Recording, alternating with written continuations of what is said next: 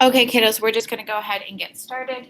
Today we are doing zeros of polynomials. We are probably not going to get through all of the notes today. So this is actually what we're going to be doing on Monday as well. And then Tuesday, you're going to have a quiz. Okay, so make sure you're preparing for that. Zeros of polynomials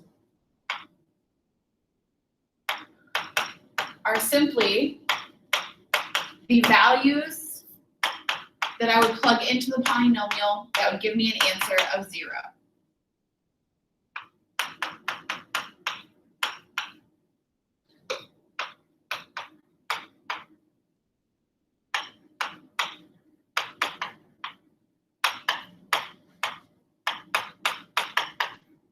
So we've actually worked with zeros of different polynomials before, except we've called them factors. Okay, so when we did quadratics and we factored them out into like x plus 2 and x plus 3, that x plus 2 and that x plus 3 are my factors, and when I set them equal to 0 and solve, I get my zeros. Okay, so it's the same concept for polynomials, except we're going to have more than them. And this statement right here is just based off of our factor theorem that says if I plug a value in or divide by a value and I get a remainder or answer of 0, then that means it is in fact a factor. You can also call factors roots, zeros, or solutions. Okay, those are all interchangeable words.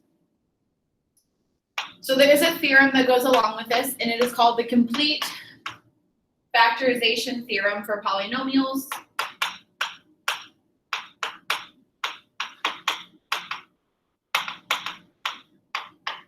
I'm going to use THM for theorem.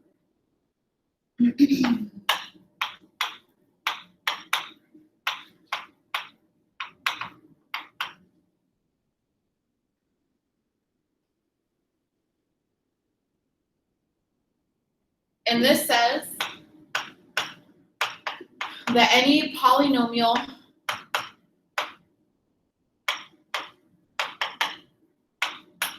of degree n such that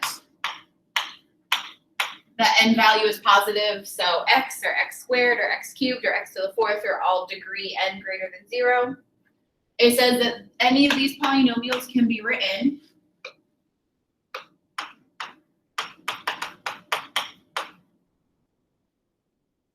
as the product of its factors.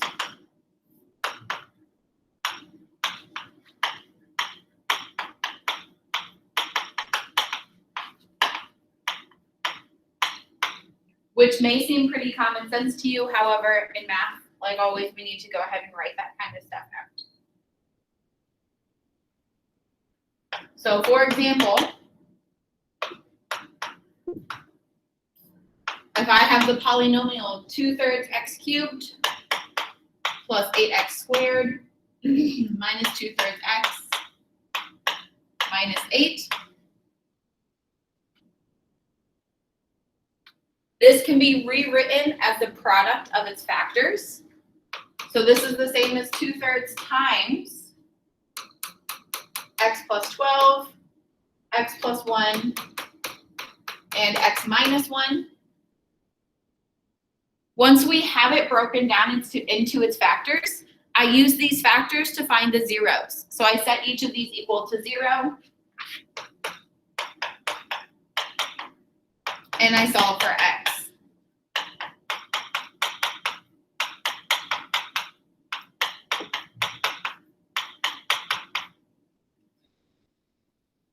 So this polynomial is the same as 2/3 times each of its factors, which are x plus 12, x plus 1, x minus 1, which means my 3 zeros are those factors set equal to 0, which means my zeros are -12, -1, and 1.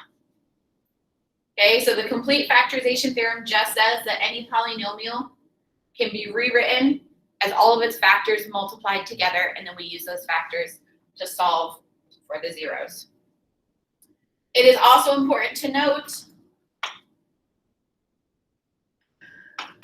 that a polynomial of degree n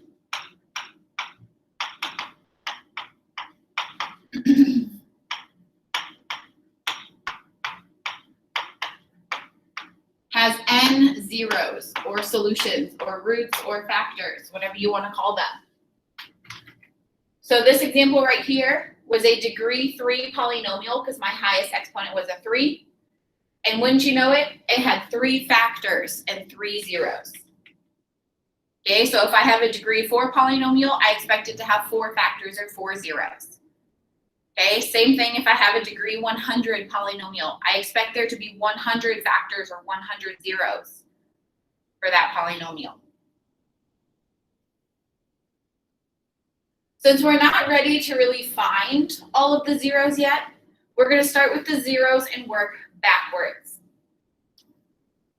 So what I'd like to do next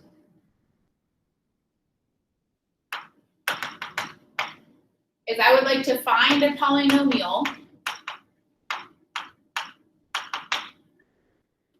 with the given or prescribed zeros.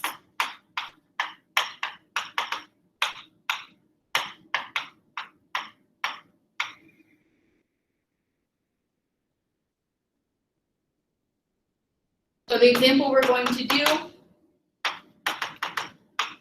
is to find the polynomial f of x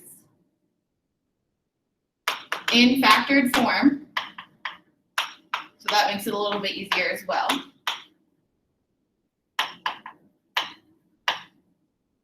That has a degree of 3.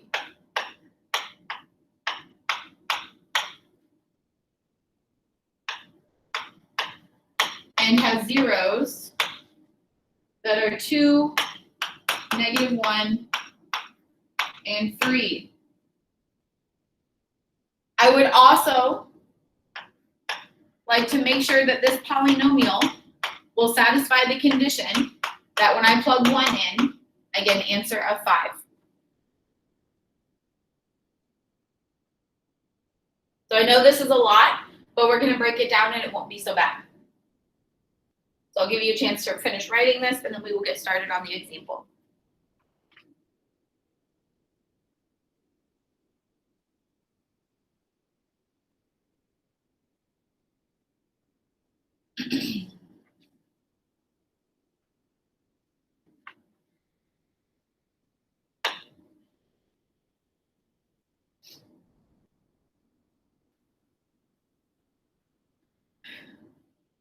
Okay, so the first thing it tells me is that it wants this polynomial in factored form. Currently, I have zeros, not factors, so I need to change that. To do that, I'm going to take each of my zeros, and I'm going to set them equal to x. To get them in factor form, I need to get them so they're set equal to 0. So on this first one, I'm going to subtract 2 over. On the second one, I'm going to add 1 over. And on the third one, I'm going to subtract 3 over. Once I've done that, I have the 3 factors that are going to be the base of my polynomial. So I go ahead and I write this. So as of now, my polynomial is some a coefficient, because I always have to assume that there's a multiple out front, times each of these factors multiplied together.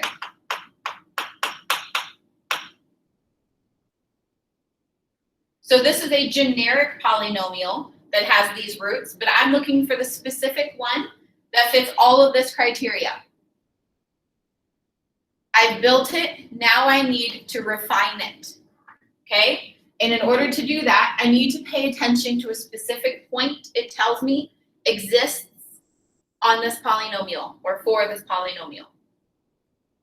This point is f of 1 equals 5. If I were to write that as an xy pair, it would be, when I plug in 1, my answer is 5. So 1 is our x and 5 is our y. I'm just going to go ahead and plug those in to this, which will allow me to solve for a. So f of x is the same as y, so I replace that with the 5. A is just a, because I don't know what it is. And I'm going to plug 1 in for each of the x's that are present in my factors. So I get 1 minus 2, 1 plus 1, and 1 minus 3. I go ahead and I simplify her out. And that leaves me with 1 minus 2 is -1.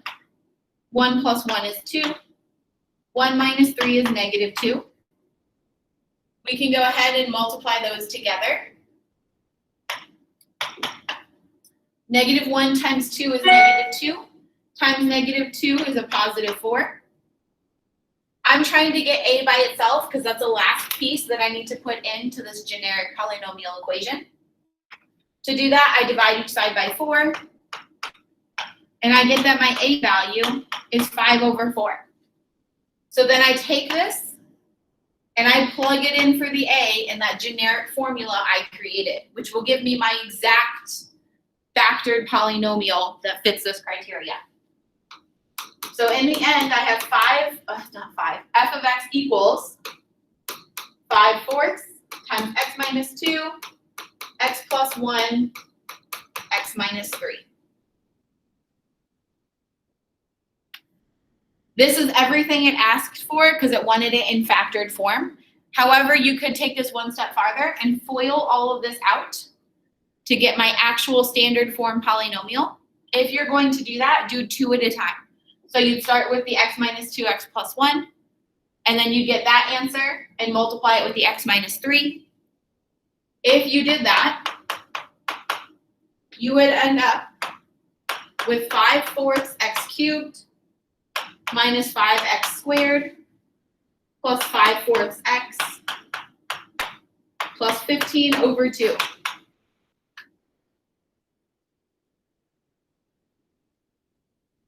Again, you didn't have to go this far because this satisfied everything that I needed. I do have a question for you though. If I went back and looked at this factored form polynomial, I know that it satisfies the f of 1 equals 5 because I literally plugged 1 and 5 in and solved for my a value. And I know it has these zeros because that's how I built it to begin with. But how do I know that this is in fact a degree 3 polynomial? Short of multiplying it out to get here, it might be kind of difficult to tell. The way we determine what kind or what degree of polynomial it's going to be, first of all, it has 3 factors. Each of those factors has an x, however. So because I had 3 x's being multiplied together, I knew in my end expanded form polynomial, I would have an x cubed, which makes it degree 3. Okay, so that's just a little food for thought. Any major questions, concerns, or issues with that problem?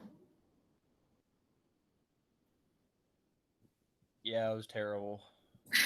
I can't promise you won't have to do one like this. Actually, I'm pretty sure I'll put one on our homework. Tell me this is all we're doing today. No. Dang it. We're gonna do,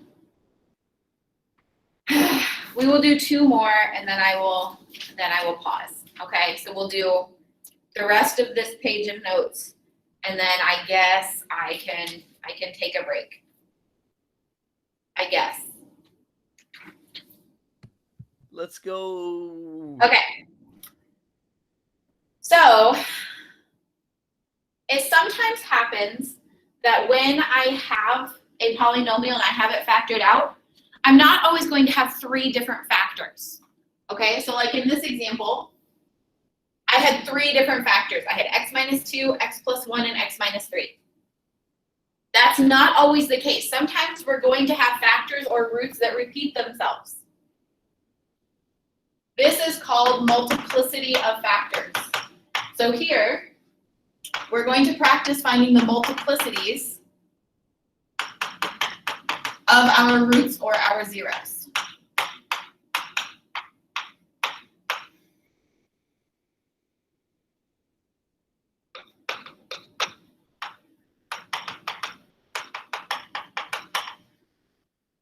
So as I mentioned, multiplicity occurs when a zero or a factor is repeated in a polynomial.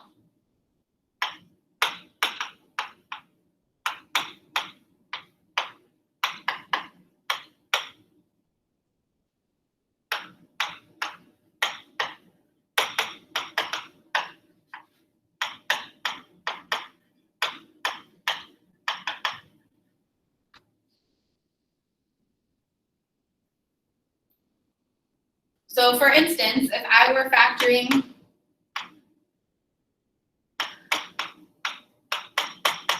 x squared plus 8x plus 16,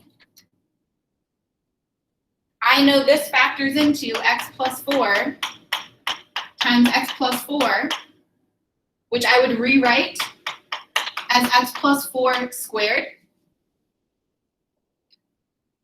So I would say this is a factor of x plus 4 multiplicity 2 because it was repeated twice. If I were talking about the zeros, I would say it has a 0 of x equals negative 4 multiplicity 2 because again it was repeated twice. If this had been an x plus 4 cubed or an x plus 4 to the 4th, its multiplicity would change. So the multiplicity just indicates how many times that factor exists in that polynomial.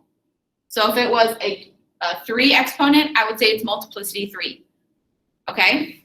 So that's what multiplicity means.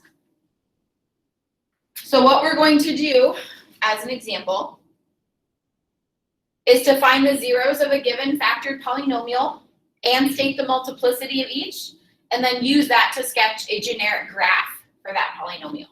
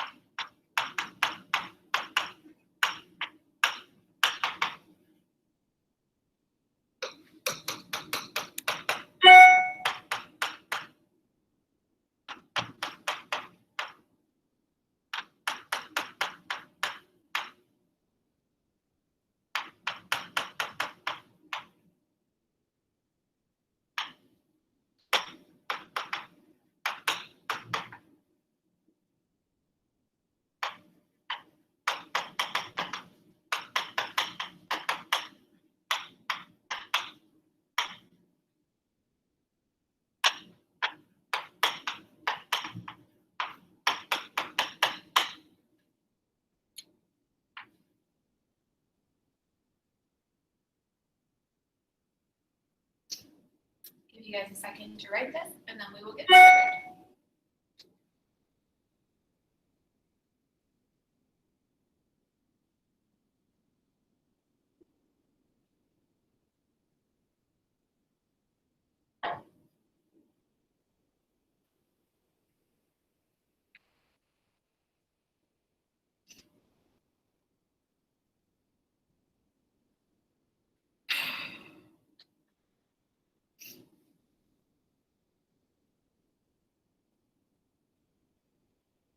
Okay.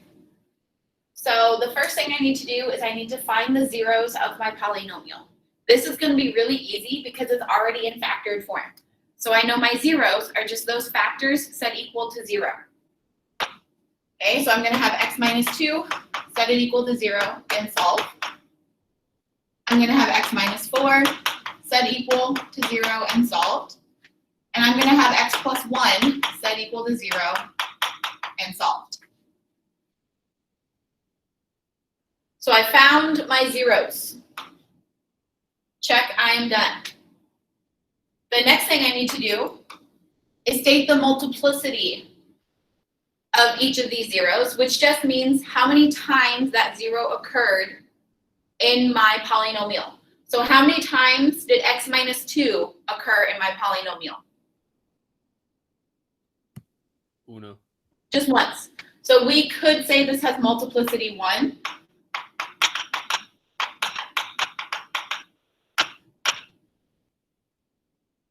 What about the factor x minus 4?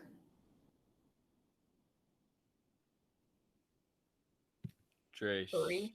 3, because that's the exponent attached to that factor. So this has multiplicity 3.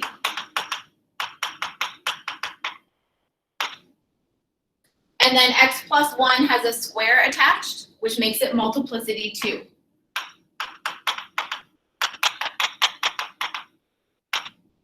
Super easy, right? We're okay with that.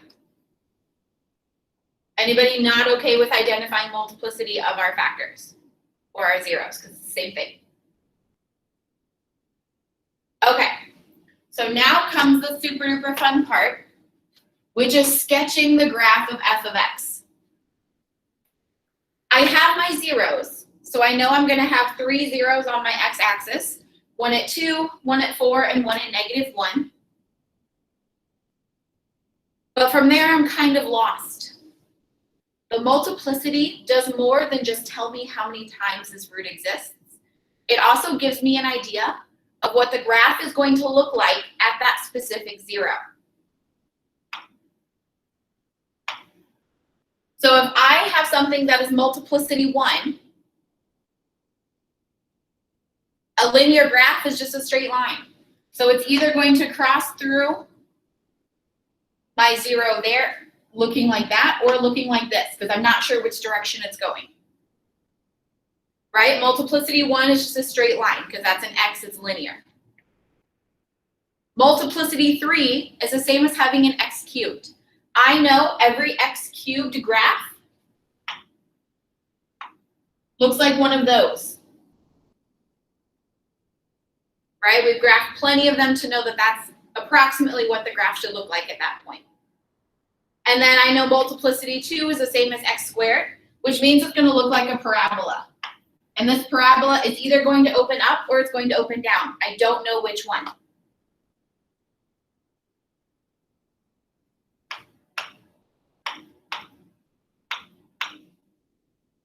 So the multiplicity not only tells me how many times my root occurs, but it gives me an idea of what my graph is going to look like at that zero.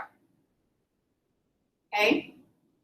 So now I'm going to go ahead and I'm going to attempt to graph this. And by attempt, I mean we will be successful. So the first thing I do is I draw my xy coordinate plane.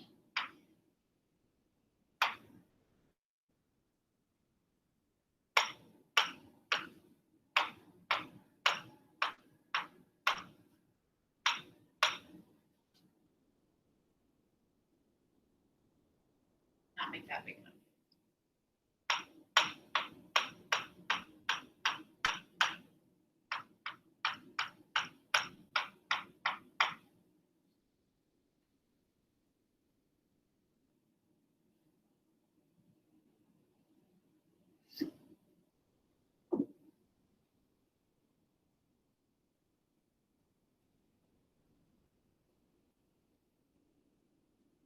Okay, so I'm going to go ahead and put my zeros down because those are the first points I always like to put down. So I have a 0 at -1, I have a 0 at 2, and I have a 0 at 4.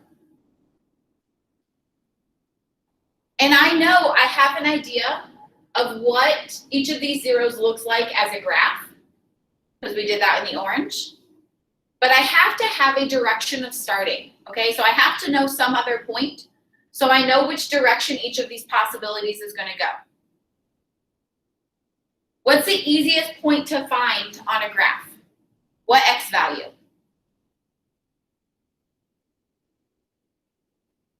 0. 0, because 0 is super easy to plug in. So what we're going to do is we're going to plug 0 into our polynomial, and we're going to solve to get its y-intercept, because that's going to give me an idea of where I can start my graph. So we do that. I plug in x is 0 for all the x's.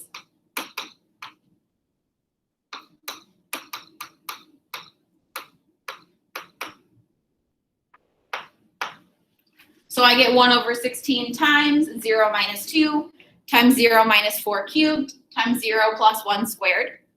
I simplify each of those. And I get 1/16 times 0 minus 2 is -2.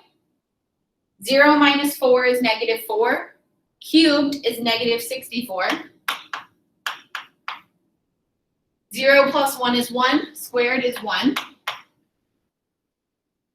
I go ahead and I continue simplifying it out. I get 1/16 times -2 times a -64 is positive 128. Times 1 is just 128. Then I do 1/16 times 128. And I get 8. So that means my y-intercept, or the point 0, 8, is 8. So that's the point I'm going to put down next. And that is on my y-axis, which is why it's called the y-intercept.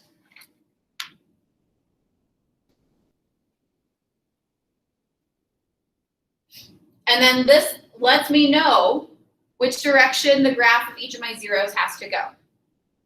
Okay, because no matter what, they all have to connect because every polynomial is a continuous function.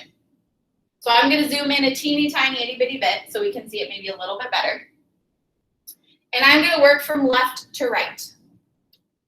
I know that my 0 at -1 is going to be a parabola because it was multiplicity 2. So I have to decide, am I doing a parabola that opens up or a parabola that opens down? Well, I know that this point has to connect to my y-intercept. So is a downward facing parabola going to be able to do that without crossing the x-axis again? No. So I have to use the parabola that opens up, which will allow me to connect these 2 points. And I'm going to assume that this is just going to go off infinitely in a positive direction because I don't really know. Then I have my 0 at x equals 2. At x equals 2, I had a multiplicity of 1, which means it's just going to be a straight line that goes through that 0. It has to connect, though, to this y-intercept. So it's going to be a straight line that goes through in this direction, because that's the direction that connects to my y-intercept of 8.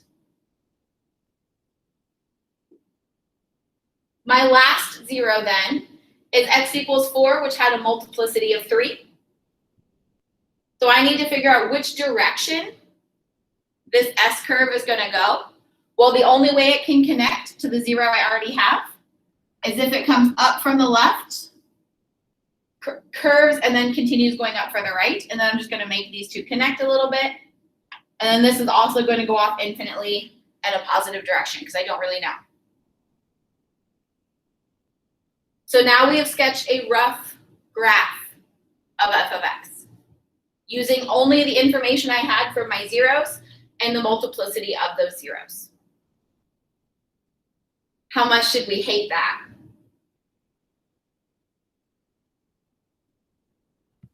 What? How much should we hate that? I liked it. I thought we were gonna Like stop it? at the. Yeah. Yay, that makes me happy. It's pretty bad. We're just going to do one more thing, and then I will give your brain a break. Okay? No homework. Well, you have homework, but it's only 7 questions, and Listen, you're going to also have time Monday to work on it. if I go outside right now and shoot my bow at 80 yards and hit the target, we get one problem taken off. No, I only gave you And 7. I don't even have a pin for 80 yards. It's 50 yards. This is my last one. No. Okay, so the last thing we're going to do is we're going to find the zeros of a given polynomial.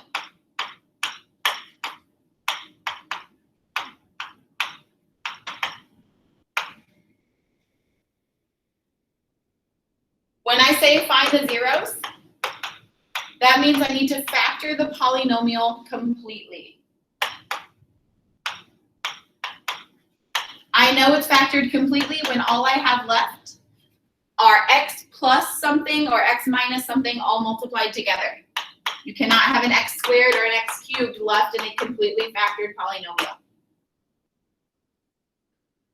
The example we're going to do is f of x equals x to the 5th minus 4x to the 4th plus 13x cubed.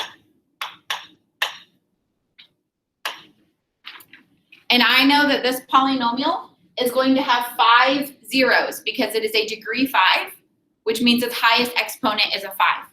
So I want to find all 5 zeros.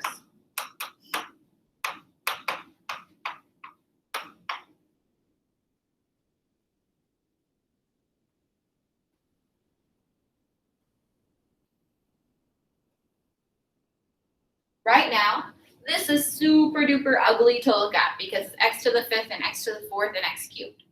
So do you see anything that I could do that would make this easier to work with? Pull out an x squared.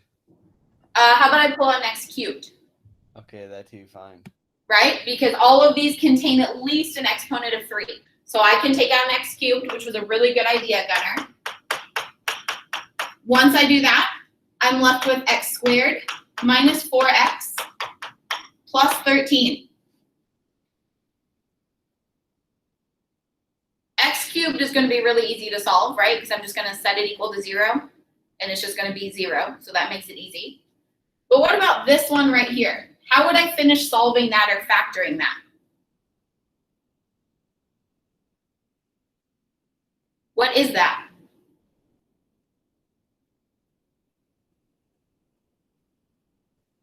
A quadratic equation?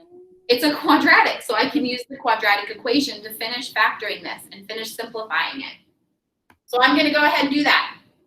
Our quadratic equation says that I'm going to take the negative of my b term, so it's going to become a positive 4, plus or minus the square root of my b term squared minus 4 times my a term times my c term, and then all over 2 times my a term.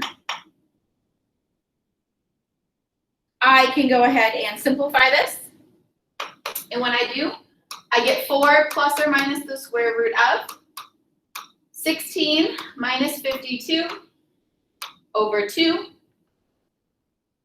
I can keep going. 16 minus 52, I am able to solve. And when I do, I get negative 36. Uh-oh. I have a negative under my square root. How do I keep going? You take out the negative and put an I there or not? Yeah, we put an I there. I never said that all of your factors were going to be real numbers. It is entirely possible that we will have complex or imaginary numbers as factors as well. Okay? So I'm going to do what Gunnar and I believe it was Nicole started to say. I'm going to put an I out front, which leaves me with 4 plus or minus I times the square root of 36 all over 2. I can take the square root of 36, right? It's just 6. So I get 4 plus or minus 6i all over 2, which I can simplify into 2 plus or minus 3i. So now I have 5 factors. I have x, which is multiplicity 3, so it counts as 3 of my factors. And then I have 2 plus 3i and 2 minus 3i. So I'm just going to go ahead and write that out.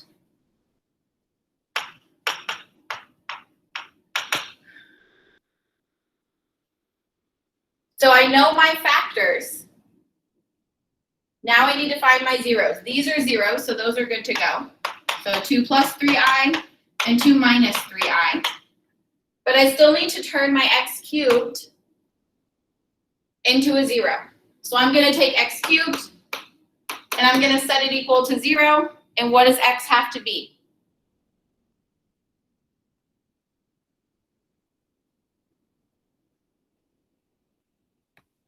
0? 0. Which means the 0 I get from x cubed is 0 multiplicity 3. I'm just going to say m3.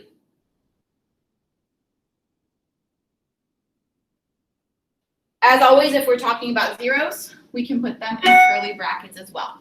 So I have my 5 zeros because I have 0, which counts 3 times because it's multiplicity 3, 2 minus 3i, and 2 plus 3i, and I'm done. And this is where we're going to go ahead and stop in the notes. Thank the Lord. You do have homework. Some of them you are able to do. Some of them you are not able to do, so just do what you can.